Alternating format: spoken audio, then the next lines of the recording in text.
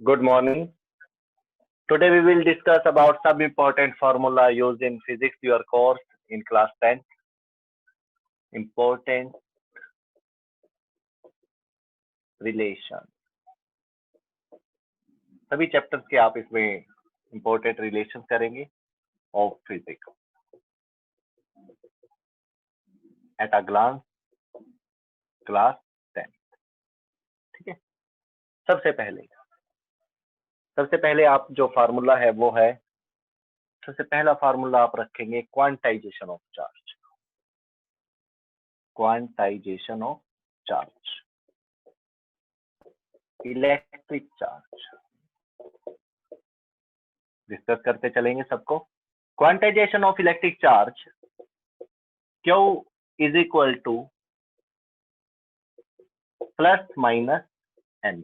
क्या रिलेशन होता है? Plus minus N. ये जब किसी बॉडी से, किसी ऑब्जेक्ट से इलेक्ट्रॉन लूज और गेन होते हैं तो उसके ऊपर क्या आ जाता है? चार्ज डेवलप हो जाता है, लूज और गेनिंग ऑफ इलेक्ट्रॉन. याद रखना, ये कब अप्लाई करते हैं इस फार्मूले को? जब इलेक्ट्रॉन लूज और गेन होते हैं. लूज होते हैं तो पॉजिटिव चार्ज आ जाता है, गेन होता है तो बॉडी के ऊपर नेगेटिव चार्ज आ जाता है. ठीक है. Second, additive property of electric charge. Second है, जो चार्ज की प्रॉपर्टीज होती है वो एडिटिव होती है. फॉर्मूला क्या होगा इसमें? Q is equal to Q1 plus Q2 plus Q3. तो मतलब अलग अलग नेचर के, अलग अलग वैल्यूज के कई चार्ज अगर इकट्ठे कर दिए जाए, suppose +2 coulomb, this is -1 coulomb, this is -3 coulomb, इस तरह से इकट्ठे कर दिए तो इन सब को प्लस करके आप टोटल चार्ज की वैल्यू निकालोगे. क्या होगी? ये +2 कूलम है, ये -1 कूलम, ये -3, -3 -1 -4 और ये +2 कितना हो जाएगा? -2 कूलम आंसर रहेगा. ठीक है. तो इन तीनों को मिलाकर Q1 Q2 Q3 ये तीनों वैल्यू अच्छी है, और सोल्व कर दीजिए, आंसर आ जाएगा. तो ये था एडिटिव नेचर. उसके बाद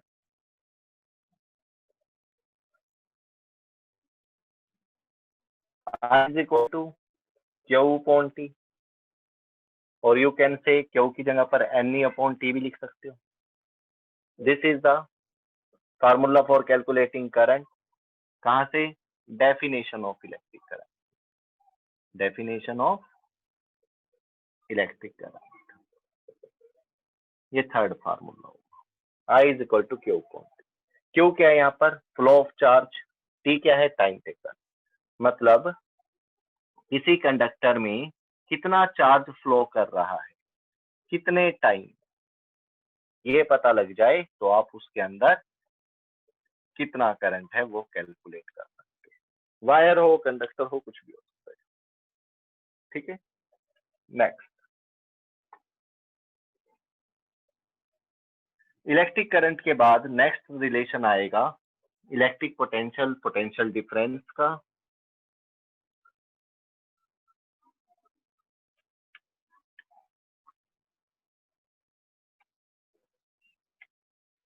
fourth, V is equal to W upon Q. Formula होता है V is equal to W upon Q. V क्या है? इलेक्ट्रिक पोटेंशियल या पोटेंशियल डिफरेंस. बैटरी की वैल्यू वोल्ट में होती है, ये किसमें होती है? वोल्ट. W जूल में होता है, चार्ज कूलम में होता है. ठीक है. तो V is equal to W upon Q. ये फार्मूला अप्लाई कब होगा? जब कोई चार्ज किसी एक पॉइंट से दूसरे पॉइंट पर लेकर जाया जाए और उसको ले जाने में वर्क कितना हो? W. तब आप उसकी वोल्टेज या पोटेंशियल डिफरेंस कैलकुलेट करते हैं. हाँ, यहाँ पर जो वोल्टेज होगी वो VA होगी, यहाँ पर जो वोल्टेज होगी वो VB होगी, और इनके डिफरेंस को ही V बोलते हैं. ये भी याद रखना. VB माइनस VA, V होता है, और इसी V को W अपॉन Q से भी कैलकुलेट कर। तो कई बार ये फार्मूला भी आ जाता है, कई बार इससे भी आ जाता है। कैसे? सपोज यहाँ पर वोल्टेज दे दी आपको 10 वोल्ट, यहाँ पर दे दी 15 वोल्ट, तो V कैसे निकालोगे? 15 माइनस 10 करके। और कई बार दे देते हैं Q की value they the 2 coulomb, work done they दिया 10 जूल, तो V की वैल्यू कैसे निकालोगे? 10 जूल अपॉन 2 कूलम करके 5 वोल्ट आ जाएगी। ऐसे भी आ जाता है कई बार। ठीक है, तो दोनों फार्मूले आपको अप्लाई करने आने चाहिए। फिर इसके बाद ओम्स लॉ। क्या? Ohm's law. ओम्स लॉ ने क्या बताया था? V is equal to IR, या R is the ratio of V to the I, और ये R क्या होगा? कांस्टेंट होगा। और ये प्रोसेस किस में होनी चाहिए? वोल्टेज और करंट आपस में कम ज्यादा होंगे तो टेम्परेचर कांस्टेंट पर। टेम्परेचर क्या होना चाहिए? कांस्टेंट होना चाहिए इसके लिए। तो R की वैल्यू क्या आ जाएगी? कांस्टेंट। VI रेशियो को क्या बोलते हैं? कांस्टेंट। और इसके अंदर हाँ थोड़ा सा ग्राफ का जरूर ध्यान रखना, VI के बीच में हो ग्राफ या IV के बीच में, दोनों में स्ट्रेट इंक्लाइंड लाइन बनाएंगे। क्या बनाएंगे? Straight inclined line. इसकी रेशियो क्या देगा? स्लोप R आएगा, लेकिन इसका ratio 1/R, reciprocal of resistance. ठीक है, चलो next 6, V is equal to IR के बाद our next formula is for calculating resistance. Resistance का जो फार्मूला रहेगा वो रहेगा रो L अपॉन A। कब लगता है ये तो किसी सर्किट का रेजिस्टेंस होगा जिसमें वोल्टेज और करंट है, आपस में कम ज्यादा होंगे, resistance not affected. But in this case length को इंक्रीज करोगे, एरिया को कम करोगे तो रेजिस्टेंस इंक्रीज हो जाएगा। लेंथ को डिक्रीज करोगे, एरिया को ज्यादा करोगे तो रेजिस्टेंस कम हो जाएगा। रेजिस्टिविटी भी अगर किसी की ज्यादा लोगे तो रेजिस्टेंस ज्यादा हो जाएगा, है ना।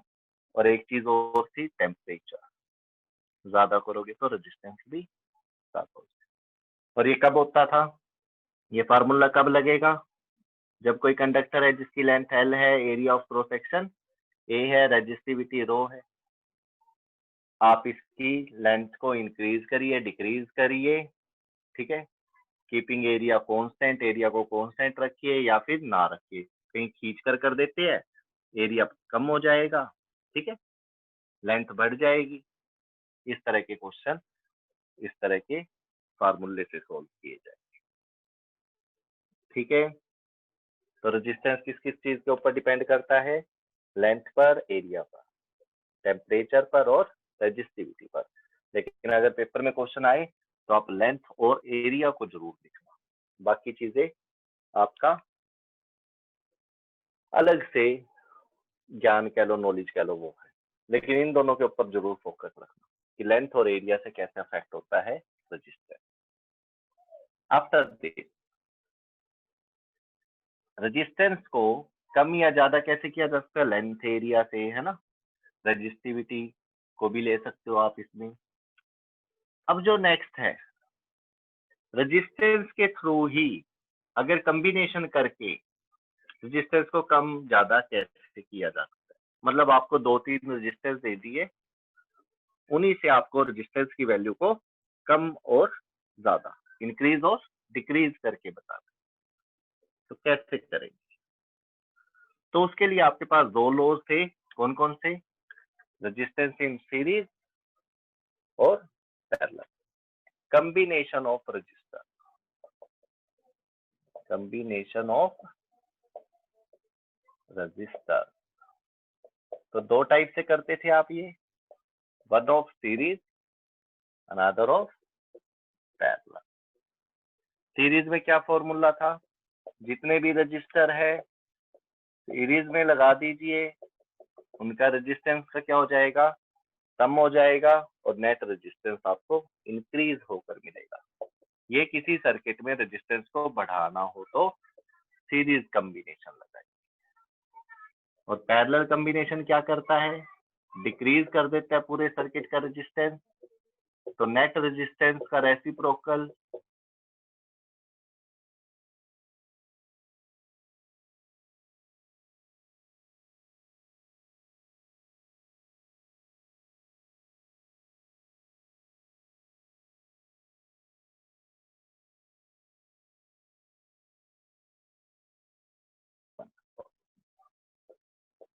Eight formula, power, work upon time और एनर्जी अपॉन टाइम भी बोल सकते हैं। इसी के साथ 3 फार्मूले और थे, V I square R, V square upon, ये 3 फार्मूले और थे अलग से पावर, ठीक है। 1 फार्मूला 2 3 4 पावर के 4 क्वेश्चन इस पे भी आ जाता है, इसको ड्राइव करना, इसको ड्राइव करना और इसको ड्राइव करना, तीनों सिखाए थे मैंने कल। अगर वैल्यू आपको डब्ल्यू और टी की दे रखे तो ये वाला फार्मूला अप्लाई कर सकते हो, वी और आई दे रखा हो तो, ठीक है, तब ये कर सकते हो, आई और आर दे रखे हो तो ये कर सकते हो, वी और आर दे रखा हो तो। लेकिन फिर भी सबसे ज्यादा इंपॉर्टेंट इसमें कौन सा फार्मूला है, P is equal to V I. क्यों, रीजन क्या करता है, वो वोल्टेज दे देता है, करंट दे देता है, किसी डिवाइस को 200 वोल्ट से कनेक्ट कर दिया और उस डिवाइस में 5 एम्पियर करंट निकाला, तो बताइए उस डिवाइस की पावर कितनी है, तो आपने निकाल दी पावर, कैसे, वी आई करके, ऐसे 200 वोल्ट इंटू 5 एम्पियर कितना आ गया, 1000 वोल्ट एम्पियर, और आप इसको बोलोगे वाट, यानी कि 1000 वाट को आप 1 किलोवाट भी बोल सकते हो। इस फार्मूले की इंपॉर्टेंस क्यों है सबसे ज्यादा, क्योंकि वी और आई से वो पावर भी पूछ सकता है और वी और आई देकर वो रेजिस्टेंस भी पूछ सकता है। रेजिस्टेंस क्या होगा इसका, ओम्स लॉ लगाना पड़ेगा, वी अपॉन आई। देखो वी इंटू आई मल्टीप्लाई करोगे तो पावर निकल जाएगी, रेशो लेंगे तो रेजिस्टेंस निकल जाएगा, तो यहाँ पर लगा सकते हो आप 200 वोल्ट अपॉन 5 एम्पियर, कितना आ जाएगा, 40 वोल्ट एम्पियर इनवर्स, और वोल्ट एम्पियर इनवर्स को क्या बोलेंगे, रेजिस्टेंस, क्या बोलेंगे, रेजिस्टेंस, ठीक है। इसको क्या बोलेंगे, ओम। वोल्ट एम्पियर इनवर्स किसके यूनिट होते हैं, रेजिस्टेंस के, और वोल्ट एम्पियर इनवर्स को क्या बोलेंगे, ओम। ये चीजें नहीं आती अभी आपको, है ना, चलो सिखाते हैं अभी। उसके बाद लास्ट एंड फाइनल फार्मूला इसी चैप्टर का, H is equal to I square R T, Joule's law of heating effect. जब करंट पास होता है किसी कंडक्टर में से तो वो गर्म हो जाता है, तो वो कितना गर्म होगा, कितनी हीट एनर्जी होगी उसपे, वो आप इस फार्मूले से कैलकुलेट कर सकते हैं। हो गई, ठीक, चलो अब इसके बाद यूनिट वाइज मैं आपको बताता हूँ कि कैसे पता लगे। देखो जूल का पता है आपको, ये वर्क के यूनिट होते हैं या एनर्जी की, है ना। वाट का पता है, ये पावर के यूनिट होते हैं। कूलम का पता है, ये चार्ज। करंट के लिए एम्पियर। मिली और माइक्रो का भी पता आपको, 1 मिली में कितना होता है, 10 रेज टू द पावर -3, यानी कि 1/1000। माइक्रो में 1/10 लाख, या फिर 10 रेज टू द पावर -6 बोल सकते हो आप। यूनिट वाइज देखिए कुछ, यूनिट कैसे पता लगे। अभी अभी आया आपके पास वोल्ट एम्पियर इनवर्स किसके यूनिट है या किसके इक्वल है। 2 टाइप के क्वेश्चन आ सकते हैं, वोल्ट एम्पियर इनवर्स किसके इक्वल है, या फिर 2 टाइप एंड लगा देते, volt ampere inverse is the unit of, ऐसे भी आ सकता है क्वेश्चन। तो सबसे पहले आप क्या करो, सॉल्यूशन, इन दोनों क्वेश्चन के आंसर देखिए क्या होंगे, अलग अलग होंगे। सबसे पहले यहाँ पर वो यूनिट का जवाब यूनिट से देगा और यहाँ पर वो पूछे कि किसकी यूनिट होंगे। तो वोल्ट एम्पियर इनवर्स को सबसे पहले ऐसे लिख के आप इसको V और जो ये माइनस की पावर वाला होगा इसको प्लस बनाइए। कैसे बनाओगे, नीचे लेके जाना पड़ेगा। अरे ये होता माइनस का तो इसको ले जाते नीचे, तो इसको आप इस तरह से लिख सकते हो, ठीक है। उसके बाद वोल्ट, क्या है ये, वोल्ट, और ये क्या है, एम्पियर। वोल्ट किसके यूनिट होते हैं, पोटेंशियल डिफरेंस के। एम्पियर किसके यूनिट होते हैं, करंट के। तो आप पे क्या आ जाएगा, वी ए इनवर्स को पता लगा वोल्ट वोल्टेज के, एम्पियर करंट के यूनिट होते हैं। तो यहाँ से पता लगा जो ये चीज है वो V अपॉन आई को रिप्रेजेंट करती है। V अपॉन आई क्या होता है, R। तो दिस इज योर R, ठीक है, दिस इज योर आंसर। कहाँ, कौन सा आंसर, ये है ये, volt ampere inverse is the unit of resistance, ठीक है। लेकिन इसका आंसर क्या होगा, volt ampere inverse is equal to resistance आ गया। तो वोल्ट अपॉन एम्पियर क्या होता है, V अपॉन आई, और ये किसके इक्वल है, R के। तो ये किसके इक्वल होगा, ओम के, किसके। तो यहाँ पर लगाओगे आप आंसर ओम। क्या लगाओगे, ओम। ऐसे लिख दीजिए या फिर OHM लिख दीजिए, ध्यान से, ठीक है। इसी तरह से और भी हो सकते हैं, क्या, एम्पियर स्क्वायर ओम, ये किसके इक्वल होगा और किसके यूनिट होंगे, एम्पियर स्क्वायर ओम। करिए, माइनस का है कोई इसमें, नहीं है, तो क्या करोगे, एम्पियर स्क्वायर का मतलब आई स्क्वायर, ओम किसके यूनिट होते हैं, आर के। तो आई स्क्वायर आर किसको रिप्रेजेंट करता है, पावर को, और पावर के यूनिट क्या होते हैं, वाट। तो एम्पियर ए स्क्वायर ओम क्या होगा, वाट के इक्वल। और अगर पूछे किसके यूनिट होंगे तो आप बोलोगे पावर। हो गए ये दोनों। तो इस तरह से आप यूनिट को जो माइनस का है उसको प्लस का बनाइए, न्यूमिनेटर डिनोमिनेटर में ले जाकर। उसके बाद उनकी देखिए कौन सी क्वांटिटी को रिप्रेजेंट करते हैं वो, तो वहां से आपको क्वांटिटी भी मिल जाएगी और ये भी पता लग जाएगा, और उस क्वांटिटी के यूनिट क्या होते हैं ये आपको पता। तो आप इस तरह से किसी भी यूनिट से पता लगा सकते हो कि ये किसको रिप्रेजेंट करते हैं। एक और ले लीजिए क्वेश्चन,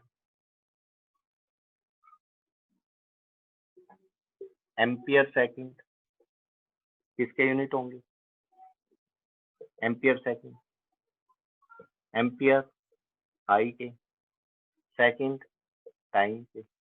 आई इंटू टी क्या होता है, आता है ये formula, I is equal to Q upon T. तो आई टी किसके इक्वल होगा, क्यू टी। तो यहाँ से पता लगा ये क्यू के इक्वल है, तो एम्पियर सेकंड कूलम के इक्वल होगा, ठीक है।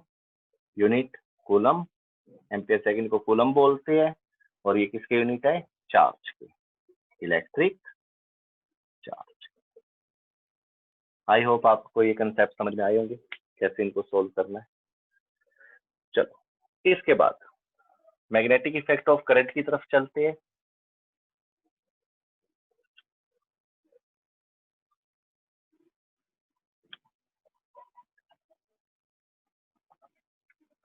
मैग्नेटिक इफेक्ट ऑफ करंट में क्या था, उसमें तो रूल्स है, सारा थ्योरी का है, लेकिन फिर भी एक दो फार्मूले हैं उसमें बता देता हूँ। बोर्ड आ गया, बोर्ड के question, force on charge, force on charge कैसे निकालो in magnetic field. Magnetic field को बी से लिखते हैं और इसके यूनिट होते हैं टेस्ला। क्या होते हैं, टेस्ला। फोर्स को एफ से लिखते हैं, तो F force on charge, charge को क्यू से लिखते हैं, ठीक है। तो कोई चार्ज अगर मैग्नेटिक फील्ड में है तो उस पर कितनी फोर्स लगेगी, उसके लिए फार्मूला नोट करिए, V Q B sine theta, V Q B sine theta. तो यहाँ पे आप थोड़े क्वेश्चंस के आंसर दे सकते हो। अगर वो चार्ज रेस्ट में है, क्यू इज एट रेस्ट, तो वी जीरो होगा, फोर्स भी क्या हो जाएगी, जीरो। ठीक है। और अगर थीटा की वैल्यू, ये थीटा किसके बीच में होगा एंगल, वी और बी के बीच में। एक और तरीके से आप इसको लिखिए, क्यू वी क्रॉस बी भी लिख सकते हो आप इसको, वेक्टर में चला जाएगा जो आपके कोर्स में है। तो जो ये एंगल होता है, ये एंगल वी और बी के बीच में होता है। यानी कि ये कोई मैग्नेटिक फील्ड है आपके पास और इसमें एक कोई चार्ज है, वो चार्ज इसके अंदर वेलोसिटी के साथ एंटर कर गया। वेलोसिटी है इस पे, जीरो तो नहीं है, कितने डिग्री एंगल से कर गया, 90 डिग्री से। और अगर इधर से चार्ज एंट्री करे तो ऐसे, अब मैग्नेटिक फील्ड के साथ वी और बी के बीच में कितना एंगल हो गया, थीटा कितना हो गया, 0 डिग्री। तो इस केस में फोर्स कितनी होगी, 0, क्योंकि साइन 0 क्या होता है, 0 होता है। और इस केस में क्या होगा, मैक्सिमम, क्योंकि साइन 90 क्या होता है, 1, और साइन 0 क्या होता है, साइन 0, 0। तो यही चार्ज अगर आपका पैरेलल मैग्नेटिक फील्ड में, उसके अलोंग मैग्नेटिक फील्ड में एंट्री करता है तो फोर्स 0 होगी। अगर 90 डिग्री पर परपेंडिकुलरली उसके अंदर एंटर करता है तो फोर्स मैक्सिमम। हाँ, और कोई अगर एंट्री करता है इस तरह से 30 डिग्री, 40 डिग्री, 45 डिग्री, तो उसकी वैल्यू बढ़ती चली जाएगी। ठीक है, 3 चीजों पर डिपेंड करता है, रेस्ट में कोई फोर्स नहीं, और 0 डिग्री एंगल से करे, भले ही वी क्यू भी नॉन जीरो हो, अगर थीटा की वैल्यू 0 डिग्री हो तब भी कोई फोर्स नहीं। तो ये चीज आप ध्यान रखो। ठीक है, इसी के साथ एक और फार्मूला, फोर्स ऑन कंडक्टर, किसी कंडक्टर पे फोर्स कितनी होगी, लेस देन या इन मैग्नेटिक फील्ड लिख लो शॉर्ट में। फोर्स एफ का फार्मूला निकालना है, मैग्नेटिक फील्ड बी के साथ निकालना है, कंडक्टर की लेंथ एल होगी, करंट कैरिंग कंडक्टर लिखिए आप इसको कि करंट भी है इस पे, करंट के लिए आई होगा। तो फार्मूला होगा F is equal to B I L sine theta, बिल्कुल इसके जैसा ही, same, B I L sine. Maximum force कब होगी, जब थीटा की वैल्यू 90 डिग्री, यानी कि मैग्नेटिक फील्ड में कोई कंडक्टर इस तरह से रखा होगा 90 डिग्री एंगल बनाकर, और अगर कंडक्टर इस तरह से रखा होगा तो नो फोर्स, कोई फोर्स नहीं होगी। इसको स्टेबल इक्विलिब्रियम भी बोलते हैं। अगर ये 0 डिग्री एंगल बना रहा है तो स्टेबल इक्विलिब्रियम, अगर 180 एंगल बना रहा है तो अनस्टेबल इक्विलिब्रियम, लेकिन होगा इक्विलिब्रियम, रेस्ट में रहेगा। तो यहाँ पर भी अगर कोई कंडक्टर के पास करंट है और वो मैग्नेटिक फील्ड में रख दिया जाए तो उसके ऊपर फोर्स कैसे निकाली जा सकती है, F is equal to B I L sine theta. Theta को लेकर आपको वैल्यू अभी पता ही है, परपेंडिकुलर होगा तो मैक्सिमम फोर्स और पैरेलल होगा तो फोर्स 0, यहाँ पर मैक्सिमम। आइए दोनों फार्मूले समझ में। उसके बाद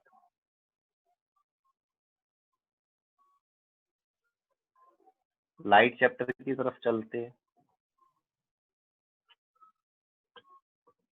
लॉ ऑफ रिफ्लेक्शन, क्या था formula, incident angle is equal to reflected angle,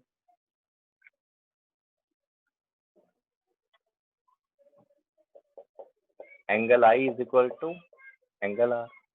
क्या था ये, लॉ ऑफ रिफ्लेक्शन।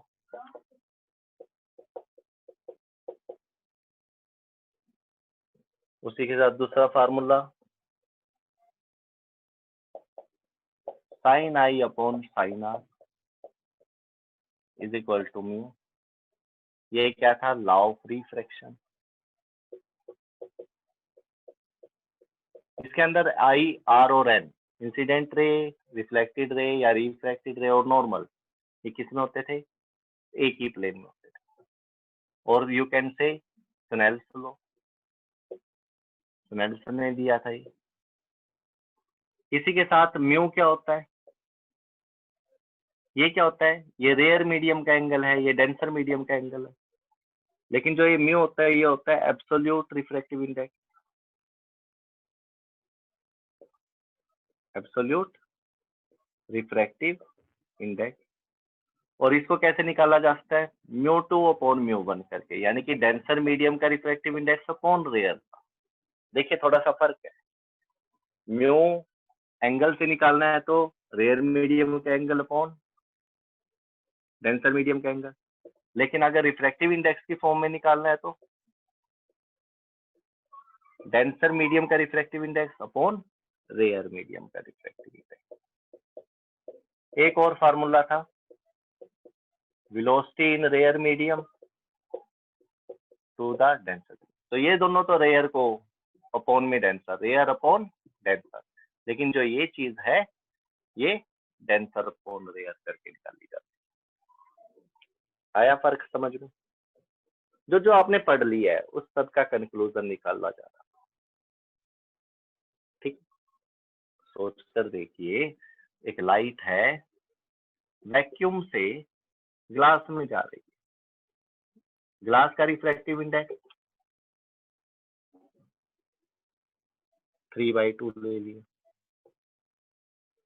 या 1.5 का, कोई यूनिट नहीं होती। वैक्यूम का रिफ्रैक्टिव इंडेक्स 1 होता है, म्यू 1 ले लिया। तो जो ये लाइट जाएगी, सबसे पहले तो आप रिफ्रैक्टिव इंडेक्स की वैल्यू को देख लीजिए, ये कम है, ये ज्यादा है, तो ये रेयर मीडियम होगा और ये डेंसर। लाइट रेयर से डेंसर जा रही है, नॉर्मल की तरफ मुड़ेगी, नो डाउट। म्यू कैसे निकालेंगे इसका? रिफ्रैक्टिव इंडेक्स कैसे निकालोगे? रिफ्रैक्टिव इंडेक्स जो ये म्यू होता है, इसका मतलब होता है refractive index of medium 2 with respect to medium 1, यानी कि 2 का 1 के रिस्पेक्ट में क्या रिफ्रैक्टिव इंडेक्स। अब आपको पता है जो ये म्यू 2 है, ये absolute refractive index of glass है। जो वैक्यूम का रिफ्रैक्टिव इंडेक्स है एब्सोल्यूट, वो 1 है। लेकिन इन दोनों का कंपेयर करके रिफ्रैक्टिव इंडेक्स पूछा गया, तो आप निकालेंगे mu 2 upon mu 1, mu 2 upon mu 1। ये सब एब्सोल्यूट वैल्यूज गिवन आपको, इसको नहीं बोलेंगे। ये तो रिफ्रैक्टिव इंडेक्स है, रिस्पेक्ट में है, ये है एब्सोल्यूट रिफ्रैक्टिव इंडेक्स, ये है एब्सोल्यूट। अब देखिए यहाँ पे वैक्यूम ना होता या एयर ना होती, म्यू 1 की वैल्यू होती यहाँ पर 1.3, 1.3। कोई और मीडियम है, पानी से थोड़ा गाढ़ा लगा लीजिए, ऑप्टिकल डेंसिटी ज्यादा लगा लीजिए, वहां से वहां जा रहा है, तब भी ये रेयर का काम करेगा और ये डेंसर का। But in this case mu की वैल्यू क्या हो जाएगी? Mu 2 upon mu 1, 1.5 upon 1.3। अब आपकी वैल्यू क्या आएगी? 1.13, 1 जा 13, 2 1 7, 1.15। और इस केस में क्या आएगी? वैक्यूम वाले केस में दिस अपॉन दिस 1.5 ही आ जाएगी, इसमें कोई फर्क नहीं पड़ेगा क्योंकि वैक्यूम का या एयर का रिफ्रैक्टिव इंडेक्स 1 होता है। तो इस चीज को आप ऐसे समझ सकते हो। Next, mirror formula, lens formula.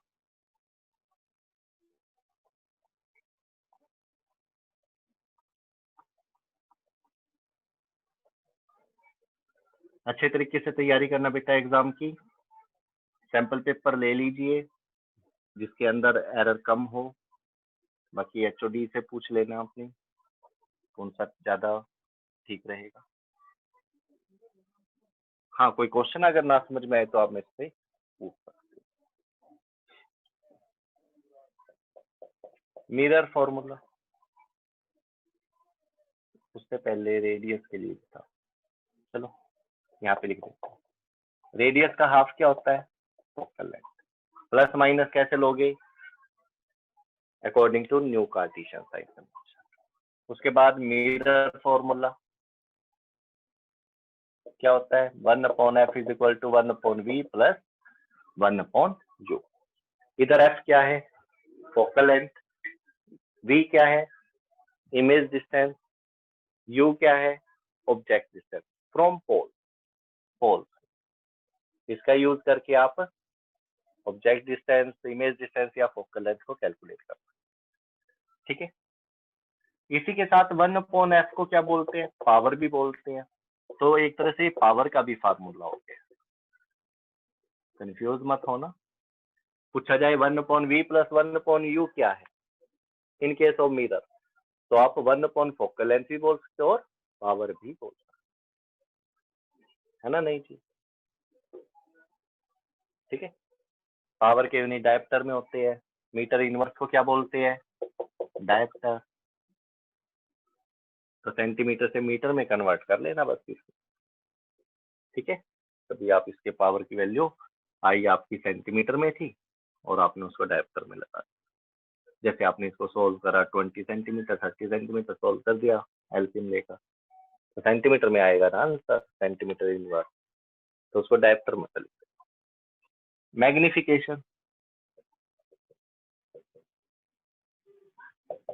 Small M या कैपिटल एम भी बोलते हैं। इसका काम क्या होता है कि जो आपने ऑब्जेक्ट लिया था मिरर के सामने, वो अपनी पहले वाली हाइट से कम हुआ या ज्यादा हुआ? कम हुआ तो एम की वैल्यू लेस देन 1 आ जाएगी।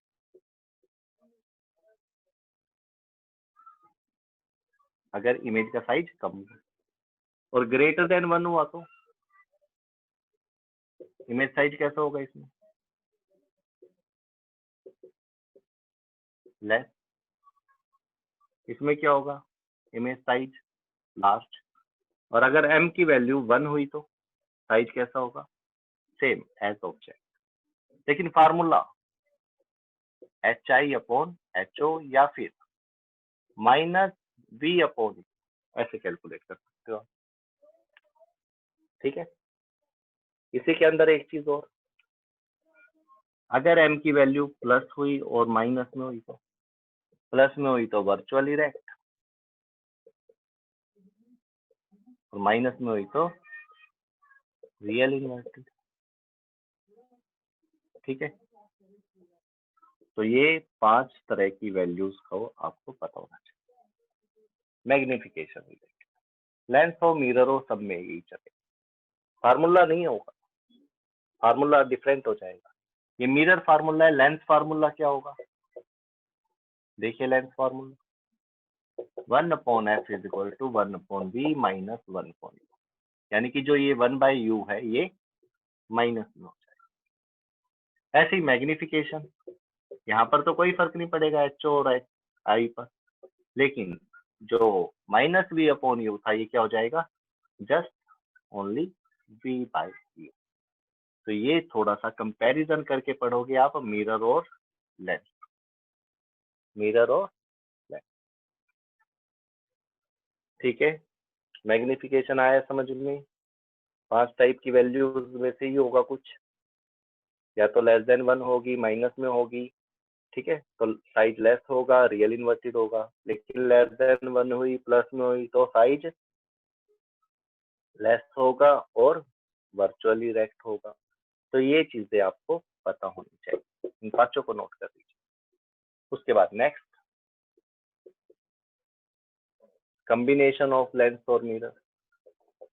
Formula P1 plus P2 plus P3 so on. दो लेंस दे दी आपको अलग अलग पावर के, आपने प्लस कर देना है, भले ही उनका नेचर माइनस का हो, वो अपने आप माइनस हो जाएंगे। सपोज एक की वैल्यू दे दी -4 डायप्टर, एक की दे दी +5 डायप्टर। -4